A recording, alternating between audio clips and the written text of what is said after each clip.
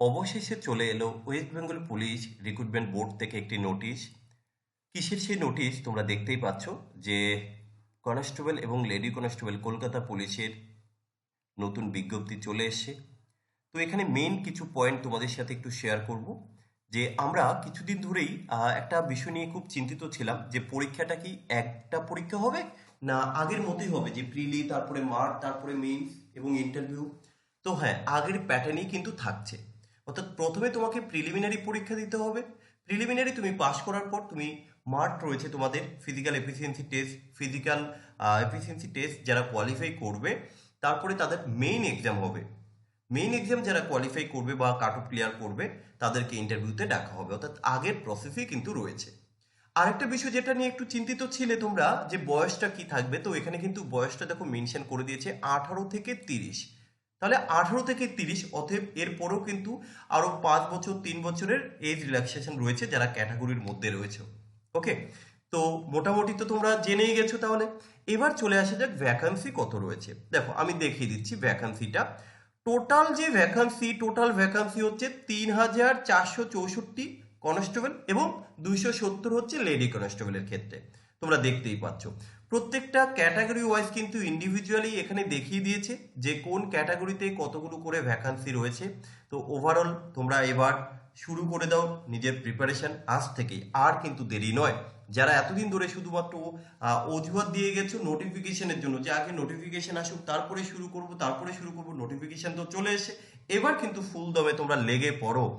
আচ্ছা, এবার যারা জানো না তাদেরকে একটু আমি স্ক্রল করে দেখিয়ে দিচ্ছি যে প্রিলিমিনারিতে কি কি থাকছে। দেখো প্রিলিমিনারিতে কিন্তু সেই 3টে বিষয় থাকছে। কি কি? ম্যাথ, জিকে আর হচ্ছে রিজনিং। জিকের ক্ষেত্রে 40 নম্বর, ম্যাথের ক্ষেত্রে 30 নম্বর, রিজনিং এর ক্ষেত্রে 30 নম্বর, যেমনটা আগে ছিল। ওকে, আর মেইনসের ক্ষেত্রে কি থাকবে? মেইনসের ক্ষেত্রে কিন্তু আগের মতোই, জিকে থেকে 25 নম্বর, ইংলিশ থেকে 10 নম্বর, ম্যাথ থেকে 25 নম্বর, রিজনিং থেকে 25 নম্বর। আমি কিছুদিন আগেই বেশ কিছুদিন দুবার করে আই থিঙ্ক গুগল মিটে লাইভ ক্লাস নিয়েছিলাম, ফ্রি সেমিনার, যেখানে বারবার করে বলেছি যে তোমরা যারা আপকামিং ডাব্লিউপি এবং কেপির জন্য প্রিপারেশন নিচ্ছ বা টার্গেট, তারা শুরু করে দাও। তারা নোটিফিকেশন কবে আসবে, পরীক্ষা একটা হবে না দুটো হবে, এটা নিয়ে চিন্তা করো না। অ্যাটলিস্ট তোমরা 3টে সাবজেক্ট ভালো করে পড়ো। আজকে দেখো যারা আমার সেই দিনের কথা শুনেছে তারা কিন্তু সেই 3টে সাবজেক্ট অলরেডি অনেকটাই এগিয়ে গিয়েছে। এবার ঠিক অফিসিয়ালি কিন্তু নোটিশ তাই এলো। তো যাই হোক, যারা শুরু করনি তারাও কিন্তু শুরু করে দাও। আর সেই সাথে আরো একটা ইনফরমেশন তোমাদের দিয়ে রাখি, তোমরা যারা এবার নতুন পরীক্ষা দেবে, তোমরা সবার প্রথমে যেটা করতে বলেছিলাম, প্রিভিয়াস ইয়ারের কোশ্চেনগুলোকে আগে অ্যানালাইসিস করো। লাস্ট 10 বছর 11 বছরের কোশ্চেন অ্যানালাইসিস করো, যেটা অলরেডি আমি এর আগের ভিডিওতে বলেছিলাম।